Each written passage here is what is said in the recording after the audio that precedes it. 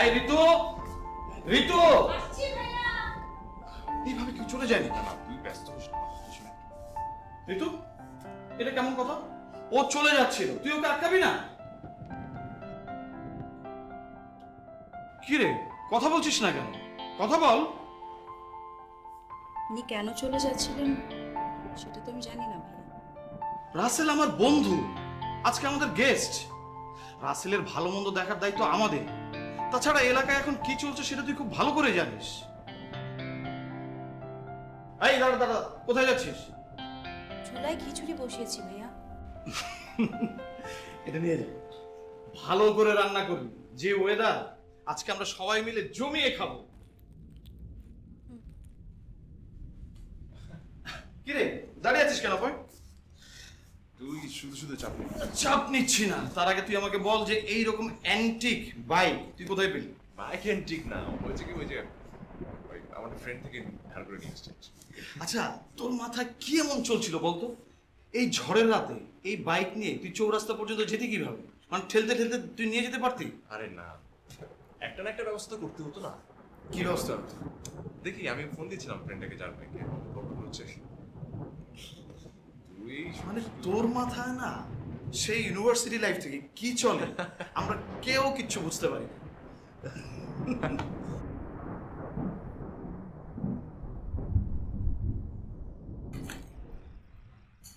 হয়েছে। রাসেল, নিজের বাসা মনে করে যাবি, ঠিক আছে? একদম লজ্জা পাবি না।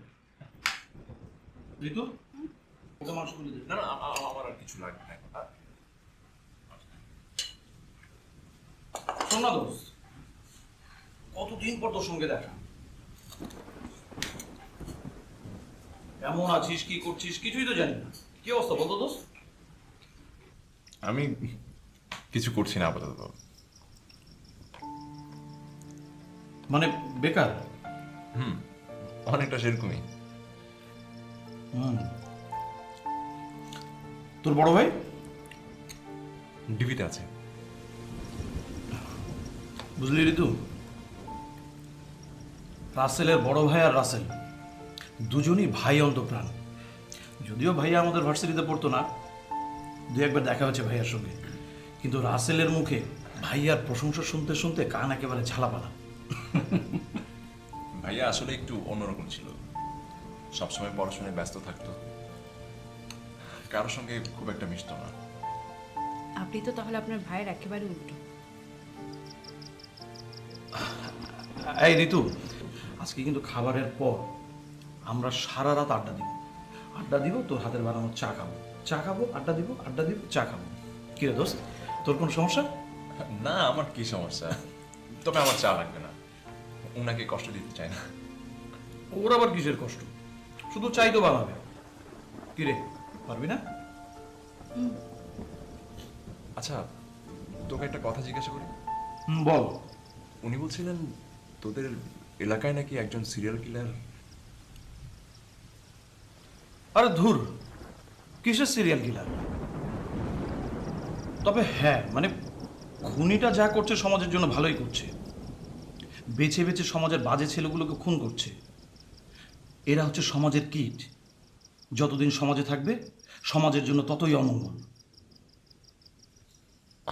তুই এই কথা বলছিস? তুই ছিলি আমাদের ক্লাসের সবচেয়ে ব্রাইট স্টুডেন্ট, সবচেয়ে পজিটিভ স্টুডেন্ট, তুই খুনের পক্ষে যুক্তি দিচ্ছিস? মানে এই আমরা সব ভারী ভারী কথা বলছি। তোর প্লেট কিন্তু একেবারে খালি। খা ঋতু, দে তোকে। আচ্ছা আমি তুলে দিচ্ছি। লাগবে না মানে অবশ্যই লাগবে। তুই হচ্ছিস আমাদের আজকে গেস্ট।